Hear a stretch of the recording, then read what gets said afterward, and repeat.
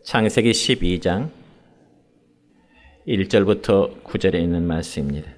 함께 읽겠습니다. 여호와께서 아브라함에게 이르시되 너는 너의 고향과 친척과 아버지 집을 떠나 내가 네게 보여줄 땅으로 가라. 내가 너로 큰 민족을 이루고 네게 복을 주어 내 이름을 창대하게 하리니 너는 복이 될지라. 너를 축복하는 자에게는 내가 복을 내리고 너를 저주하는 자에게는 내가 저주하리니 땅의 모든 족속이 너로 말미암아 복을 얻을 것이라 하신지라. 이에 아브라함이 여호와의 말씀을 따라갔고 롯도 그와 함께 갔으며 아브라함이 하란을 떠날 때에 75세였더라. 아브라함이 그의 아내 사레와 조카 롯과 하란에서 모든 소유와 얻은 사람들을 이끌고 가나안 땅으로 가려고 떠나서 마침내 가나안 땅에 들어갔더라. 아브라함이 그 땅을 지나 세겜 땅 모레 상수리나무에 이르니 그때 가나안 사람이 그 땅에 거주하였더라.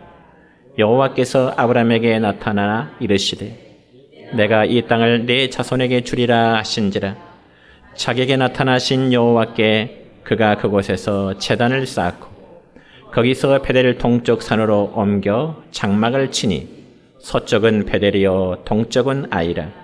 그가 그곳에서 여호와께 제단을 쌓고 여호와의 이름을 부르더니 점점 남방으로 옮겨 갔더라. 아멘. 기도하겠습니다. 하나님 감사합니다. 오늘도 우리에게 거룩한 주일을 허락하여 주시고 함께 예배하고 교제하고 주님의 말씀을 묵상할 수 있게 해주시니 참으로 감사를 드립니다. 오늘 우리에게 이렇게 단비를 주셨는데 오늘 이 예배 시간에 우리에게 성령의 단비를 부어주셔서 우리의 마음이 촉촉해지는 시간 될 수 있도록 주님 도와주옵소서.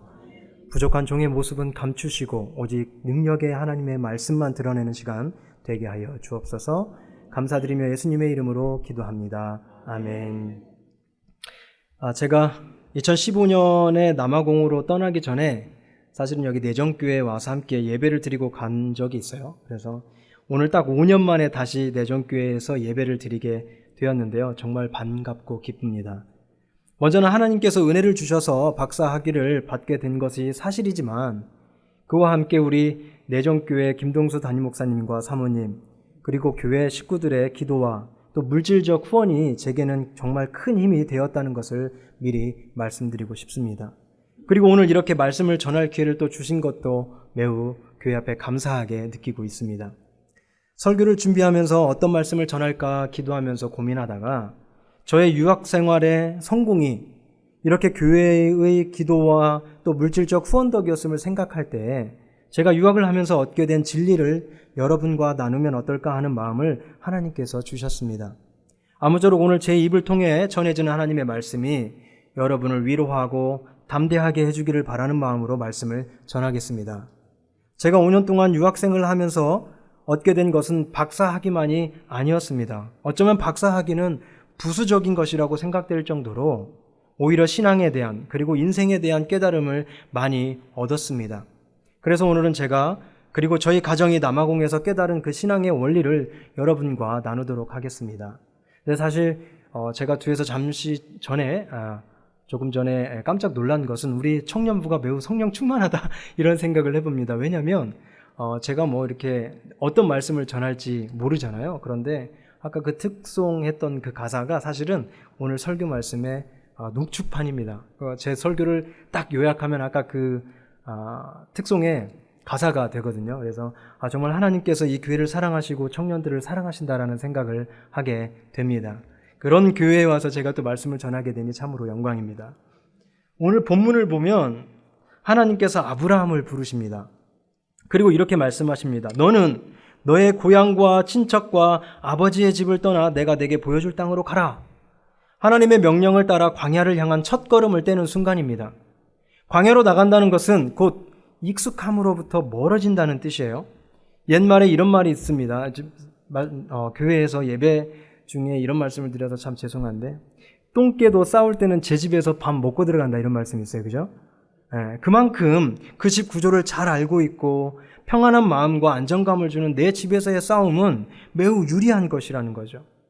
우리가 스포츠 경기를 볼 때도 왜 홈구장에서 경기를 하는 것이 중요한지 쉽게 알 수 있습니다. 홈구장은 늘 연습했던 곳이기에 그 분위기, 잔디의 상태 이런 것들을 아주 잘 알기 때문에 경기에 이길 확률이 매우 높습니다. 또 홈팀을 응원해주는 팬들이 있다는 거죠. 물론 그 경기장 안에는 원정팀을 응원하는 사람도 있지만 보통은 홈팀 팬들에 비하면 매우 적은 숫자입니다. 이처럼 홈구장에서 경기를 치른다는 것은 장점이 되지만 반대로 원정 경기를 치른다는 것은 낯선 사람에게서 낯선 환경에서 응원도 없이 싸워야 한다는 그런 단점을 안고 있습니다. 광야로 나간다는 것은 이런 것을 의미해요. 뭔가 익숙하고 좋았던 평안함으로부터의 격리, 멀어짐 이런 것이거든요. 오늘 오전 말씀 담임 목사님께서 전해주신 대로 집 나가면 고생이다. 이게 아주 우리가 광야의 삶을 단적으로 보여주는 그런 모습이죠. 제가 5년 전 남아공으로 떠날 때는 정말 앞이 캄캄했습니다. 외국 자체가 매우 낯선 곳이지만 남아공, 아마 처음 들어보신 분도 있을 텐데요. 남아프리카 공화국입니다. 정확히 얘기하면 남아프리카 공화국. 정보도 잘 찾아볼 수가 없었어요. 미지의 세계였습니다. 말도 다르고 사는 모습도 다르고 생활 습관도 다르고 심지어 먹는 음식도 다르고 법규도 다릅니다.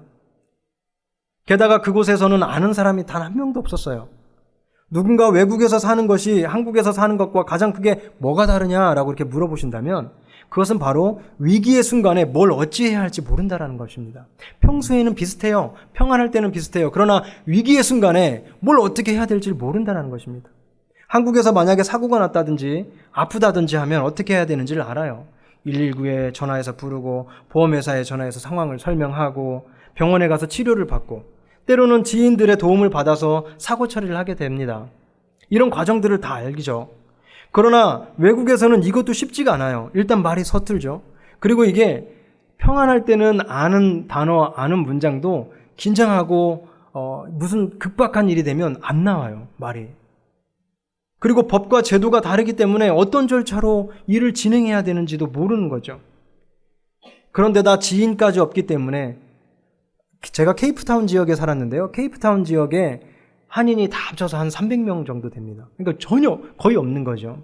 제가 요즘도 깜짝깜짝 놀라는 게 걸어가다가 옆에서 한국말이 들리면 딱 돌아봅니다. 왜 그러냐면 남아공에서는 옆에서 한국말이 들린다는 얘기는 정말 희박한 이야기거든요. 그러니 지인 찬스도 쓸 수가 없어요. 그래서 제가 매우 불안하게 살았던 것입니다. 오죽하면 제가 처음 외국에 도착했을 때 아내와 아이들에게 했던 말이 뭐였냐면 지금은 다쳐서도 안 되고 아파서도 안 된다 이거였어요. 그런데 얼마 지나지 않아서 저희 둘째 은결이가 쇼핑몰에서 카트에서 떨어졌어요. 카트 위에 이렇게 앉아있다가 거꾸로 떨어졌어요. 떨어지면서 이 머리 뒤를 요런 요 모서리에 부딪혀가지고 이만큼이 찢어져가지고 피가 막 쓱 나고 그랬었어요. 그게 제가 그 아이를 들쳐업고 그때 이제 은결이가 한 2살 반 요렇게 됐을 때였어요. 그 아이를 업고 병원이 어디 있는지 알겠습니까? 어떻게 가야 되는지도 모르죠. 그러니까 막 정신은 혼미한 상황에서 막 사람들 붙잡고 어디로 가야 되냐 바디랭귀지 해가면서 막 병원에 달려갔던 그 기억이 납니다. 그때 수술하고 잠든 은결이를 보면서 무슨 생각을 했을 것 같아요? 내가 왜 여기 있나? 다시 한국으로 돌아가고 싶다라는 생각을 그때 처음으로 했었습니다. 만약에 한국에 있었다면 아는 의사 선생님, 친구 변호사, 친척 보험 설계사의 도움을 받아서 쉽게 할 수 있을 일일 텐데 괜히 아빠 잘못 만나가지고 우리 은결이가 조금만 늦었으면 큰일 날 뻔했다고 그렇게 자책하고 있었어요. 이스라엘 백성들이 애굽을 나왔을 때 사자떼들의 위협과 밤의 추위, 낮의 더위, 그리고 마실 물과 음식이 없어서 죽을 수도 있다라는 그런 공포감이 그들을 얼마나 고통스럽게 했는지 오죽하면 그들 스스로 차라리 애굽으로 돌아가자. 다시 거기서 종생활하는 게 낫겠다. 이런 얘기를 하잖아요. 이처럼 광야로 간다는 것의 첫 번째 특징은 아버지의 집이 있는 곳, 친척이 있는 곳, 그 고향을 떠난다는 것이고 그것은 익숙함에서 오는 그런 평온함을 잃고 늘 불안하게 살아야 한다는 것입니다.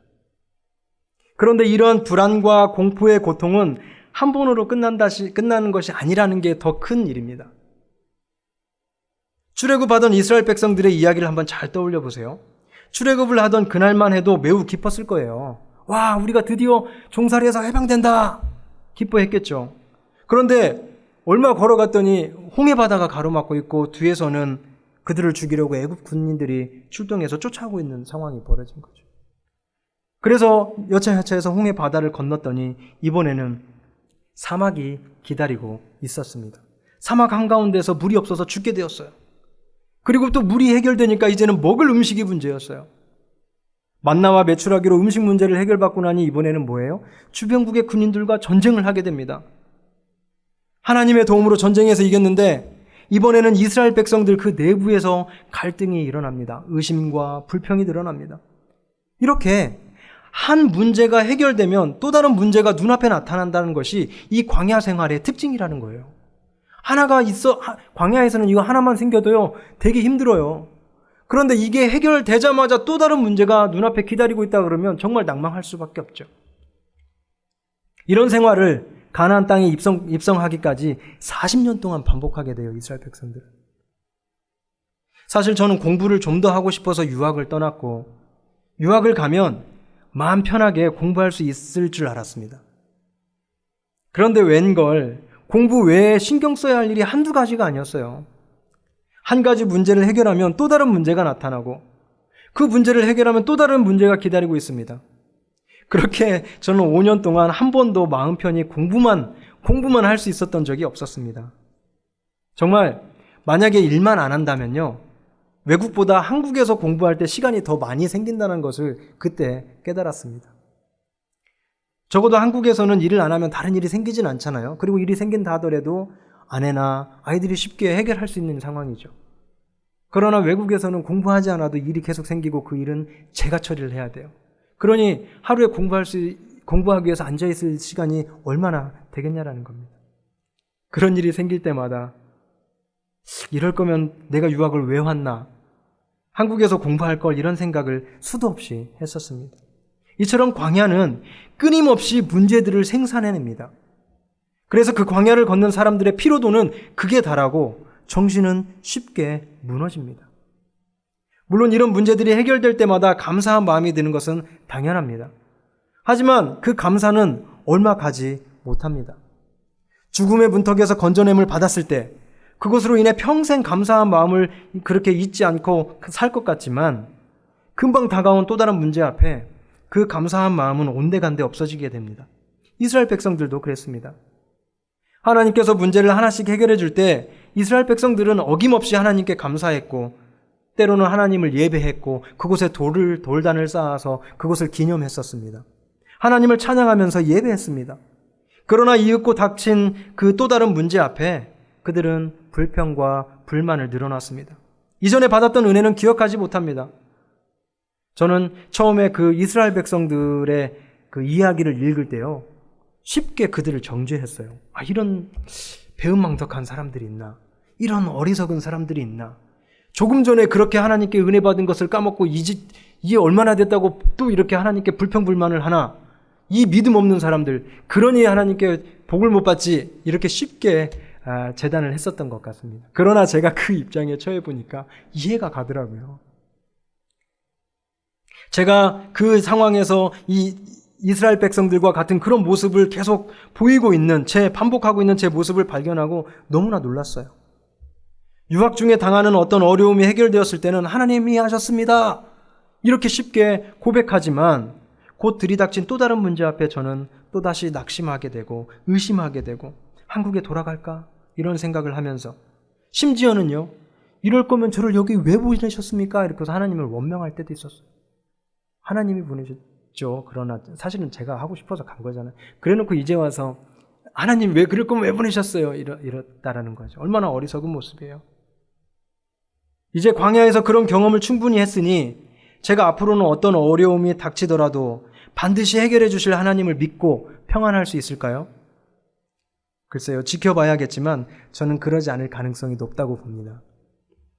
왜냐하면 이런 어려움은 여러 번 경험한다고 해서 면역력이 생기는 것이 아니에요.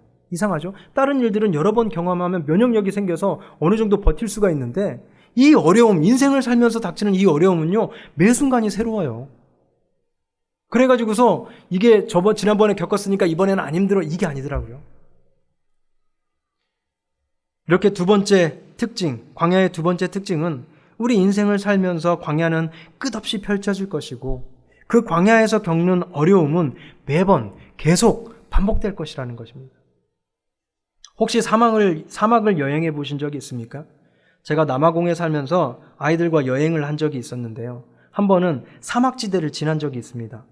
처음 이렇게 사막지대에 딱 들어갈 때 너무 멋있더라고요. 너무 신기하고 TV에서만 보던 걸 진짜로 보니까. 그래서 막 와, 멋있지 않냐 얘들아? 이거 좀 봐! 막 이러면서 갔어요. 근데 잠시 후부터 모두가 말이 없었어요. 왜냐하면 시속 100km로 3시간을 달리는데 참각 풍경이 똑같아요. 1시간을 달려야 아주 작은 마을 하나가 나올 뿐이에요. 그 사이에는 물도 푸른 나무도 동물도 없어요. 이름 모를 동물의 뼈만 앙상하게 남아있어요. 300km면요, 여기서 서울까지 거리예요. 여기서 서울까지 거리인데 그 사이에 아무것도 없는 사막만 펼쳐진다고 생각을 해보세요. 1시간을 운전하고 가야 여기 세지면보다 더 작은 마을이 하나 나와요. 네. 가끔씩은 주유소도 없어요. 네. 주유소 있는 데면 그나마 큰 동네인 거예요. 그리고 1시간을 운전하고 가는 동안 밖에서 건너편에서 오는 차를 한 2대 내지 3대 정도 만납니다. 서울에서 여기 오는데요. 그런 곳을 보다 보면 정말 이 사막이 무섭고 건조한 곳이라는 것을 깨닫게 됩니다. 여차하면 큰일 나겠다라는 생각으로 계속 긴장하면서 운전을 했던 기억이 납니다. 조금 전에 말씀드렸듯이 외국에서의 삶은 한국에서의 삶과 매우 다릅니다. 친척, 아버지가 있는 그런 고향을 떠나는 것은 비빌 언덕이 없다는 의미이기도 합니다. 한국에서는 무슨 일이 생기면 도움을 구할 수 있는 사람들이 있었습니다.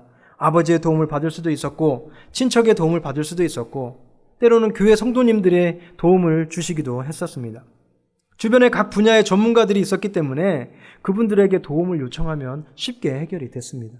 그런데 외국에서는 아는 사람 한 명 없기 때문에 도움을 구할 곳이 없었어요.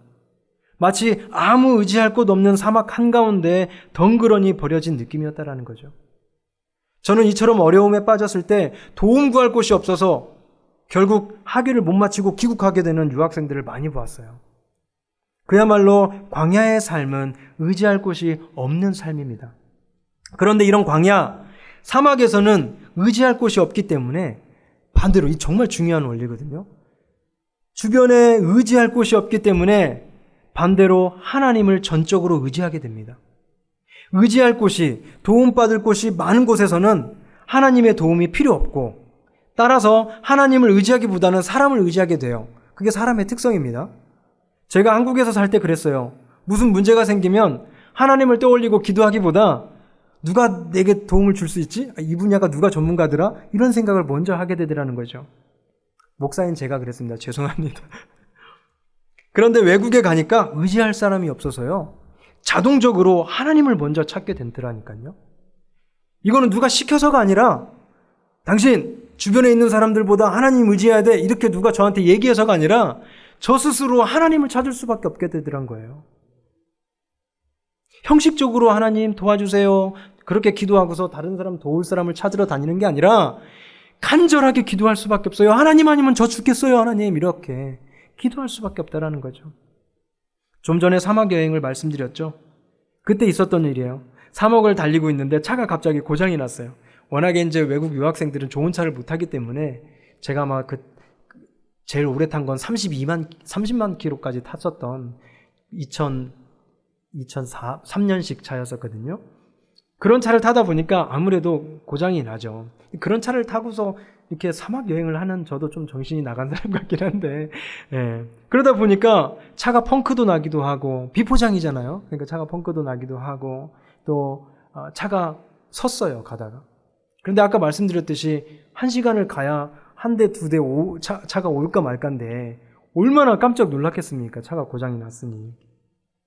아직 가야 할 길은 먼데 근처에 동네도 없고 그때 차가 섰을 때 우리 가족이 제일 먼저 한 일이 무엇일까요? 기도밖에 없었어요. 도움을 구할 동네도 없었고 지나가는 사람도 없었어요. 핸드폰도 안 터지는 사막이에요. 누가 그 사막에 기지국을 세워놨겠습니까? 핸드폰도 안 터져요. 그곳에서 우리가 할 수 있었던 일은 살려달라고 하나님께 간절히 기도하는 것뿐이었습니다. 누가 시켜서 그런 게 아니에요. 자동으로 기도가 간절히 나오죠. 자칫하면 사막 한가운데 차를 세우고 그 안에서 밤을 지새워야 했기 때문이에요. 사실 이것은 한 가지 예가 될 뿐이고, 이런 곳을 여행하지 않더라도 아까 말씀드린 대로 외국에서 산다는 것은 비빌 언덕이 없다는 것이고, 따라서 하나님을 의지할 수밖에 없는 그런 상황이 자주 연출이 됩니다. 저는 전에 유학은 머리가 좋고 성실하기만 하면 누구나 다 마치고 돌아올 수 있을 것이라고 생각을 했어요. 머리 좋은 사람이 성실하게 열심히 공부하면 다 학위를 받아오는 줄 알았어요. 그런데 실제로 보니까 많은 성실하고 똑똑한 유학생들이 그것과 상관없이 비자가 거절돼서, 어쩔 때는 사고가 나서, 어쩔 때는 아이가 아파서, 어쩔 때는 한국에 계신 부모님이 편찮으셔서, 또 어쩔 때는 돈이 떨어져서, 또 어쩔 때는 아이들 학교가 배정이 안 되어서, 이런 갖가지 이유 때문에 학위를 못 마치고 한국에 돌아가는 분들이 되게 많았어요.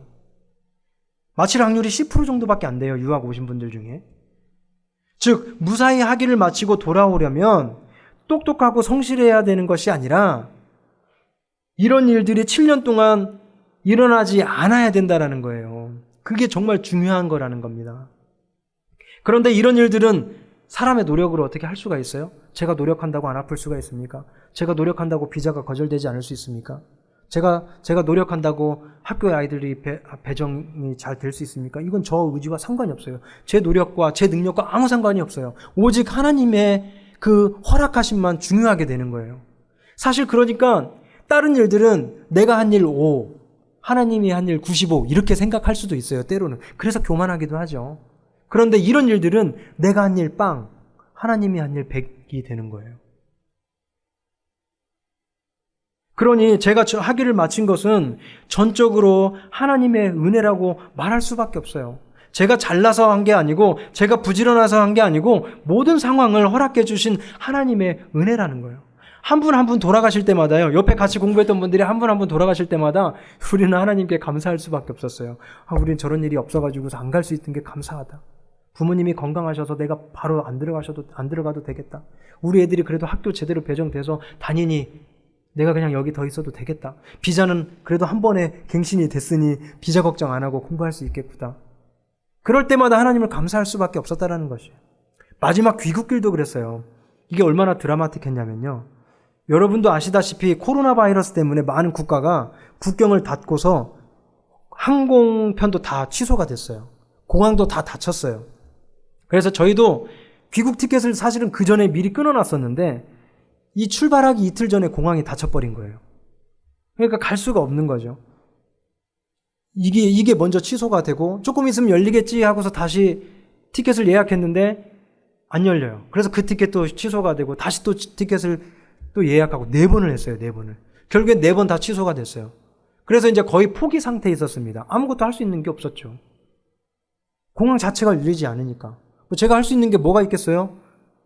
대통령한테 전화해서 우리만 보내주십시오 할 수도 없고, 공항 좀 열어주세요 할 수도 없고, 아무것도 할 수 있는 게 없었어요. 오직 하나님께 기도하는 것밖에 없었어요.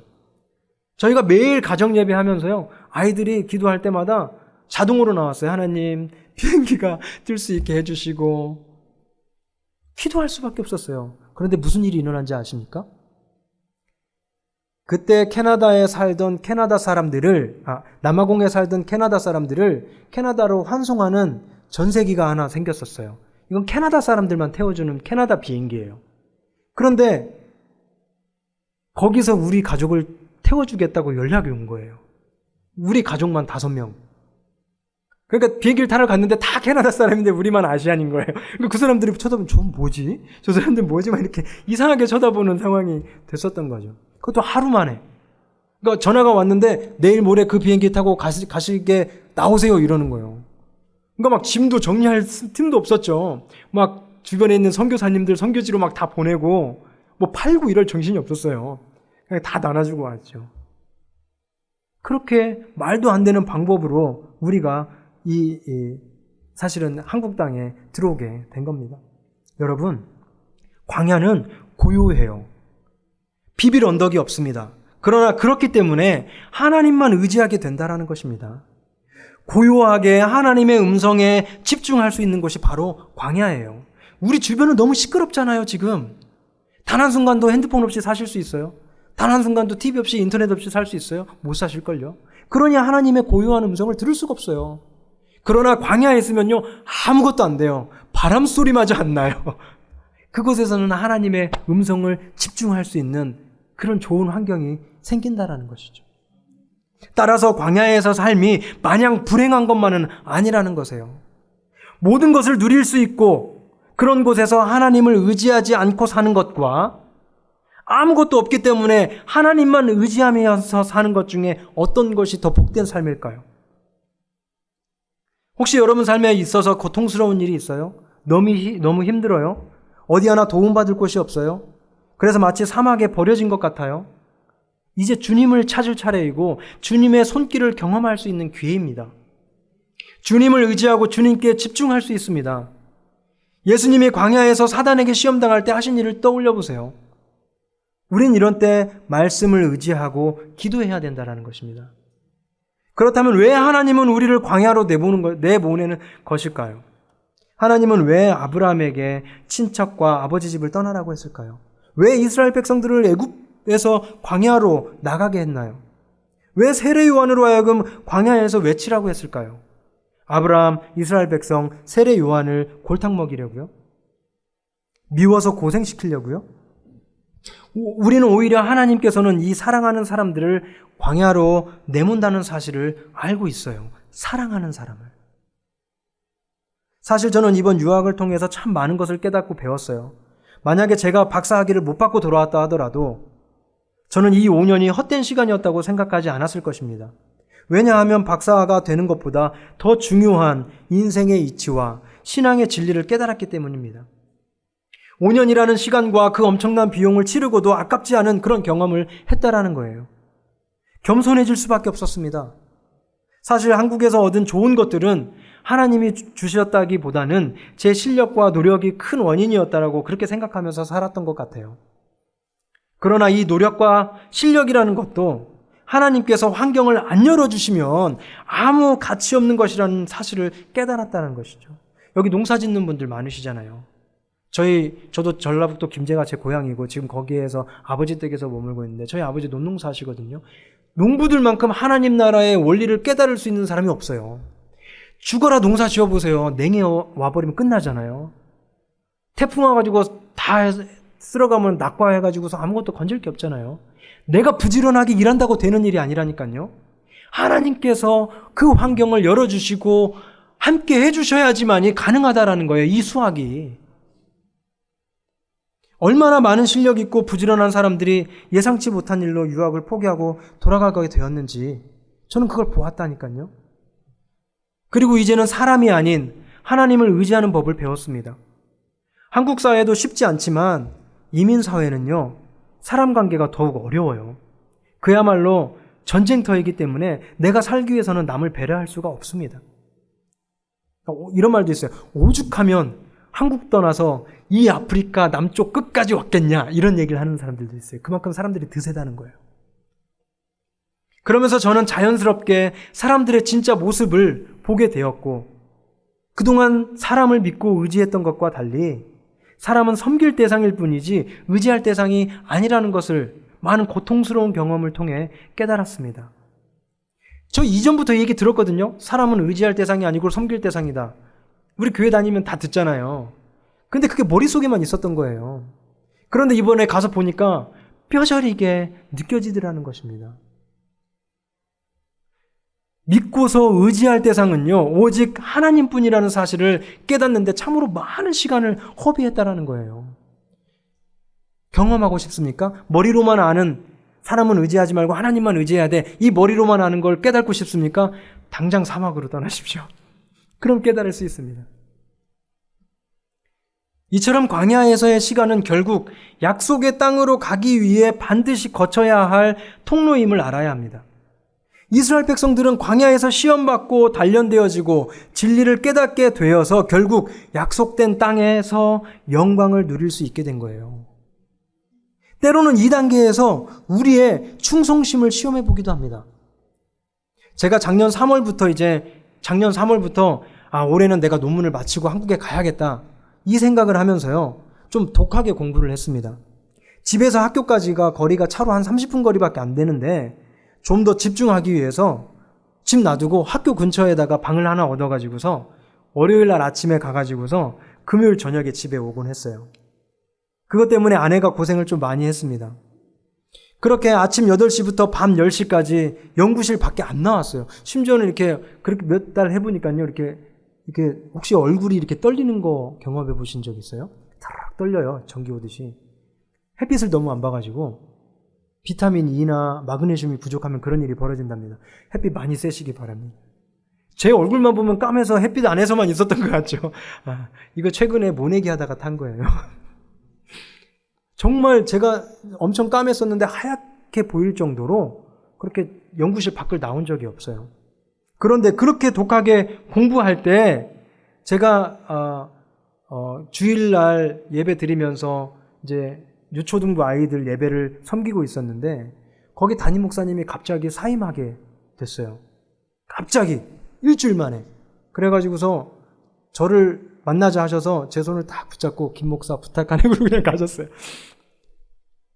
뭐 대안이 없었어요. 되게 고민이 됐죠. 아까 말씀드리듯이 저는 이렇게 공부를 해도 연말에 논문을 마칠까 말까 한 상황이었어요. 그때가 7월이었으니까 힘들겠다 싶은 생각도 들 때였었거든요. 그런데 교회를 맡아서 담임 목사의 역할을 한다. 부교역자도 아니고 부교역자의 담임 목사의 역할은 엄청 크다는 거 여러분도 아시지 않습니까? 부교역자로 있는 것과 교회 하나를 맡아서 담임으로 있는다는 것은 그 시간적으로나 열정적으로나 얼마나 큰 차이가 나는지 몰라요. 제 무슨 계산을 했겠습니까? 그걸 수락하는 동안 올해 논문은 날아간다 이렇게 생각을 했겠죠. 99% 올해 논문 못 끝낸다 이렇게 생각을 했죠. 그러면 미안하잖아요. 집에서 눈 빠지게 기다리시는, 죄송합니다. 저희 부모님께 그런 얘기를 하면 안 되는데, 기다리시는 저희 부모님, 우리 장인어른 장모님, 그리고 이 올해 마치겠다는 그것 때문에 월요일에서 금요일까지 제가 학교 가서 집에 안 돌아와도 그거 참고 아이들 셋 기르는 제 아내, 그리고 아빠 얼굴도 못 보는 제 아이들, 얼마나 미안합니까? 어떻게든 맞췄어야 돼요. 그래야 덜 미안한데 담임 목사를 하게 되면 못 마치게 될 거고, 그러면 그 다른 사람 고생한 거는 뭐가 되냐는 거예요. 너무 미안해서 그것을 못 하겠더라고요. 그랬을 때 하나님께 기도를 했고, 그러나 하나님께서는 계속해서 마음에 어떤 부담감, 거룩한 부담감을 주셨죠. 사실은 그때 우리 담임 목사님과 상의를 드리기도 했었습니다. 그때 이제 많은 목사님들이 조언해 주시고 권면해 주시고 했을 때 결국에는 그 교회를 맡는 것으로 수락을 하게 되었죠. 그나마 감사한 것은 그때 제 아내가 제게 했던 말이, 우리가 박사학위를 공부하는 것도 결국에는 교회를 위해서 하는 것인데 이 박사학위를 위해서 교회를 모른 척한다는 게 말이 되냐라고 이야기해줘서 덜 미안한 마음으로 이걸 결단하게 되었던 것이었습니다. 시간 관계상 결과만 말씀드릴게요. 저는 끝내 지정된 시간에 논문을 완성해서 박사학위를 땄습니다.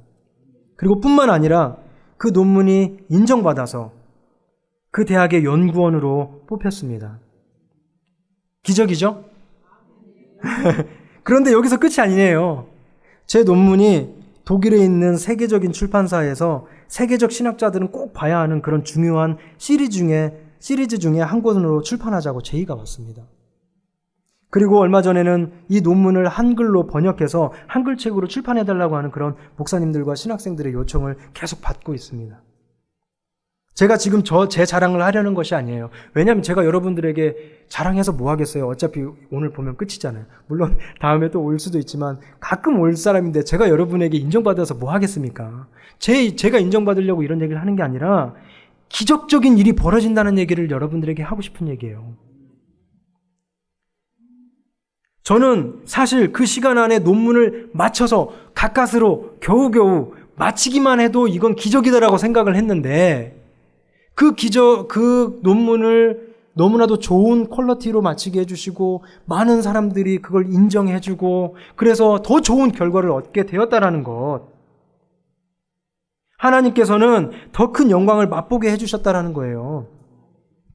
그리고 하나님은 결정적인 순간에 우리의 진심, 우리의 충성심을 시험해 본다라는 것을 그때서 깨달은 거예요. 과연 이 사람이 그 천국의 영광을 누릴 만한 사람인가 아닌가, 자격이 있는가 없는가 시험해 보시는 때가 반드시 온다는 겁니다. 우리의 신앙생활을 하다 보면. 이때는 대부분 광야에 있을 때요. 그 시험하는 때는 대부분 광야에 있을 때 시험한다니까요. 제가 안락하고 평안하게 집에 있을 때 시험하는 게 아니에요. 그때는 하겠습니다 주님 이렇게 누구든지 대답을 할 수 있어요. 왜? 내가 배부르고 등 따주니까 별로 걱정할 게 없거든요. 그런데요, 광야에 버려졌을 때 먹을 것도 없고 물도 없어서 누가 옆에서 건들리기만 해도 폭발할 것 같은 때에 그때 하필이면 또 충성심을 시험하신다니까요. 그리고 그 충성심 테스트를 통과하면 하나님께서는 우리가 상상하지 못하는 방법으로 상상을 초월하는 그 복을 주신다라는 겁니다. 예전에 이런 광고가 있었어요. 상상해 보세요. 상상해 보세요. 무엇을 상상하든 그 이상이 될 것입니다. 이런 광고 문구가 있었어요. 저는 여러분에게 감히 말씀드립니다. 상상해 보세요. 내가 충성심 테스트를 통과했을 때 하나님께서 나에게 얼마나 큰 복 주실까? 상상할 수 있는 만큼 큰 거 상상해 보세요. 그보다 더 큰 거 주십니다. 그 긴박한 시간에 좋은 논문을 쓴 것, 그리고 아무도 집 밖으로 나가지 못하던 그때, 집 밖에 나갔으면 남아공에서는 감옥에 갇혀요. 그때 우리 가족만 캐나다 사람들을 태우고 가는 그런 캐나다 전세기에 타고 온 것. 이런 것이 기적이 아니고 무엇이 기적이겠습니까? 요즘 코로나19로 인해서 어느 누구 하나 어렵지 않은 사람이 없어요. 이게 아니어도 참 우리 인생을 고달프고 힘들잖아요. 그런데 이 코로나19가 모든 것을 다 리셋해버렸어요. 그동안 내가 힘들다 어렵다 했던 건 아무것도 아닌 게 돼버려요. 이것만큼 지금 힘든 때가 없습니다. 아무도 예상하지 못했던 일이 일어나서 모두가 염려 속에 살고 있어요. 옛날에는요, 특정 그 직업군, 특정 지역 사람들만 힘들었거든요. 이거는 전 세계적입니다. 어떤 직업을 가지든 어떤 곳에 살든 모두가 다 같이 죽어가고 있어요. 이런 때에 더군다나 그렇지 않아도 힘든 때 어떤 분은 건강이 지금 어려운 데도 있고, 어떤 분은 직장 문제로 어려움을 당하는 분도 있고, 어떤 분은 재정 문제로 어려운 분을 당하는 분도 있고, 어떤 분은 자녀들 문제로 마음을 썩는 분들도 있고, 플러스 알파가 있어요. 그 코로나19 하나만으로도 힘든데, 광야에 지금 사막 안에 서 있는 것만으로도 힘든데 자꾸 뱀이 나타나요. 자꾸 늑대가 나타나요. 잠을 잘 수 있겠습니까? 뭘 하겠습니까? 코로나19 하나만으로도 힘든데 집안에 힘든 일이 끊이지가 않아요. 이럴 때 어떻게 해야 될까요? 우리는 광야에서의 삶을 떠올려야 됩니다. 첫째, 광야는 익숙함에서 멀어지는 때입니다. 아까 말씀드렸죠? 그래서 고통스럽고 불안하고 초조합니다. 둘째로 이 광야는 우리에게 끊임없이 고통스러운 문제를 제공해요. 한 번 하고 끝나는 게 아니에요. 계속 되어져요. 셋째로, 그러나 감사한 것은 이 광야에서 비로소 우리는 우리 자신의 능력과 주변 사람들의 도움이 아니라 오직 하나님만 찾을 수 있는 기회가 온다라는 것입니다. 적막한 가운데 오직 주님의 음성에만 귀 기울일 수 있어요. 그래서 여러분 새벽기도 많이 하셔야 돼요. 조용하잖아요. 누가 안 찾아요. 저녁에 기도해 보셨어요? 밥 먹자고 전화하는 사람 너무 많아요. 새벽부터 밥 먹자고 하는 사람 없잖아요. 그죠? 새벽부터 만나자고 하는 사람 없어요. 이 새벽만큼 고요하고 조용하게 하나님의 음성에 귀 기울일 수 있는 때가 없어요. 지금 뭐 특별한 상황이라 새벽 예배를 못 드리시지만 가정에서 일찍 일어나셔서 새벽 예배 하세요. 새벽 기도 하세요. 그리고 마지막으로 이 광야의 테스트를 성공적으로 통과하게 되면 드디어 약속된 땅에 들어가게 되고 그곳에서 넘치는 영광을 맛보게 될 것이라는 거예요. 그 영광의 맛이라는 것은 우리가 상상했던 그 이상입니다. 그러니 우리가 하나님을 만나야 될 이유가 충분한 것입니다. 우리가 광야에 내던져진 것을 불평불만만 할 것이 아니라 감사해야 될 이유가 충분하다는 것이죠. 하나님은요, 사람처럼 쪼잔하게 딱 그만큼만 주지 않습니다. 우리 사람은 누가 누구에게 줄 게 있으면 딱 그만큼만 줘요. 내가 많이 있어도. 하나님은 그렇게 주시는 분이 아니에요. 차고 넘치도록 후히 주시는 분이잖아요. 근데 여러분들 이걸 잊지 마셨으면 좋겠어요. 누가 이런 설교하면 자꾸 뭐 기복적인 설교한다고 하는데 성경에 많은 부분이 얘기를 하잖아요. 물론 이것만 보고서 간다 그러면 그건 기복신앙이 됩니다. 저는 우리 여기 내정교회 성도님들이 그 정도의 낮은 수준의 신앙을 가졌다고 생각하진 않아요. 여기 계신 분들은 첫째는 성령이고 첫째는 구원의 기쁨으로 예배하고 신앙생활 하시잖아요. 그러나 거기에 더해서 하나님은 우리가 이 세상에 살면서도 그분의 자녀가 천국의 삶을 맛보기를 원하신다니까요. 천국의 삶이 뭐예요? 넘치는 거, 풍부함, 부유함이잖아요. 여러분들이 그것을 하나님께 구하고 그 테스트를 통과해서 여러분들이 그것을 누리기를 바랍니다. 제가 해병대에서 복무할 때 이런 말이 있었어요. 피할 수 없으면 즐겨라. 이 세상의 삶을 살면서 고통 없이 늘 꽃길만 갈 수는 없습니다. 어쩌면 인생 그 자체가 고통입니다. 그러나 우리가 우리의 의지로 이것을 피할 수 있습니까? 못 피해요. 아무도 없는 산속에서 혼자 살기로 결정하지 않는 이상 우리는 세상을 살면서 당하는 그 고통을 피할 재간이 없습니다. 피할 수 없습니까? 그러면 즐기십시오. 오늘 이 광야의 법칙을 아는 사람은 이 광야의 삶을 잘 살아낼 것입니다. 겨우겨우 견뎌내는 게 아니라 잘 살아낼 것입니다. 그리고 심지어 그것을 즐길 수 있을 것입니다. 그러나 고통에 신음만 하고 불평만 늘어놓는다면 결국 가나안 땅에 입성하지 못하고 광야에서 죽어간 그런 사람들과 같게 될 것이에요. 오늘 본문 읽으셨잖아요. 아브라함 떠나라. 어디 가라? 가나안 가라. 가나안 가게 해주시고 어떻게 했어요? 이 땅을 다 너에게 주겠다. 그리고 더 남방으로 확장해 나갔잖아요. 여러분, 그 가나안 땅의 복을 누리고 싶습니까? 아니면 광야에서 죽어간 그 이스라엘 사람들처럼 살고 싶습니까?